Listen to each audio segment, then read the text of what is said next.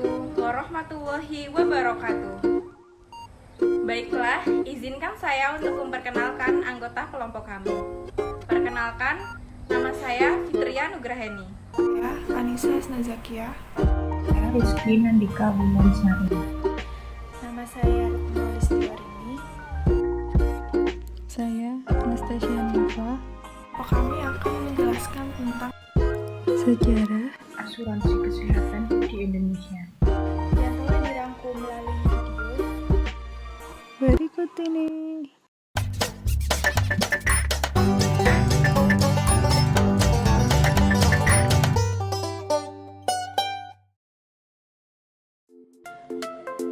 sejarah asuransi kesehatan di Indonesia. Perkembangan asuransi di Indonesia dibagi menjadi dua, yaitu periode penjajahan Belanda dan periode setelah kemerdekaan.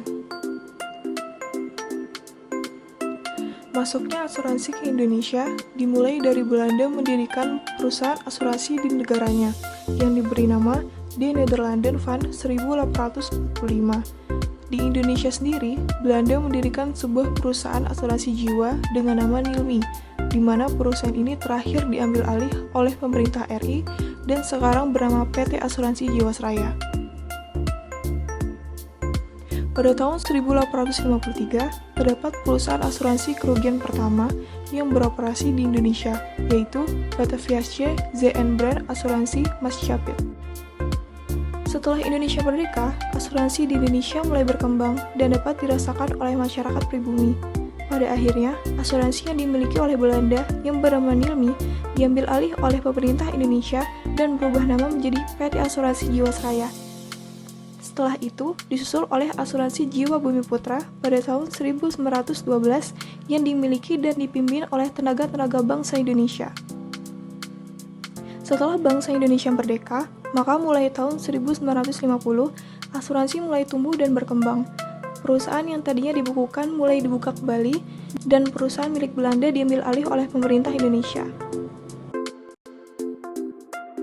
Perusahaan-perusahaan asuransi kerugian asing yang dinasionalisasikan ini menjadi perusahaan negara asuransi kerugian yang saat itu ada 6, yaitu PNAK Ika Mulia, PNAK Ika Karya, PNAK Ika Chandra, PNAK Ika Nusa, PNAK Ika Barata, dan yang terakhir PNAK Ika Bakti. Demi kesejahteraan masyarakat, pemerintah juga membuat perusahaan-perusahaan baru yang bergerak di bidang asuransi, seperti Asuransi Jasara Harja, yang berfokus pada resiko laka lantas, Barum Taspen, asuransi dan tabungan pegawai negeri, Barum Asabri, asuransi untuk Akabri, dan Jam Sostek, asuransi tenaga kerja perusahaan swasta.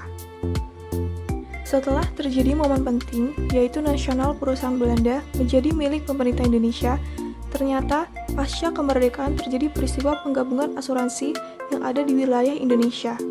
Contohnya adalah penggabungan PT Asuransi Bundesraya dan PT Asuransi Umum International Underwrites menjadi PT Asuransi Jasa Indonesia atau lebih dikenal dengan sebutan nama Asuransi Jasindo.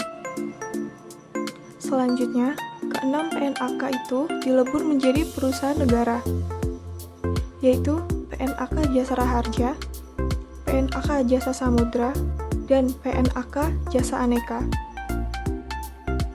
Kemudian ketiga PNAK dilebur menjadi satu menjadi nama perusahaan negara, yaitu Asuransi Bundesraya.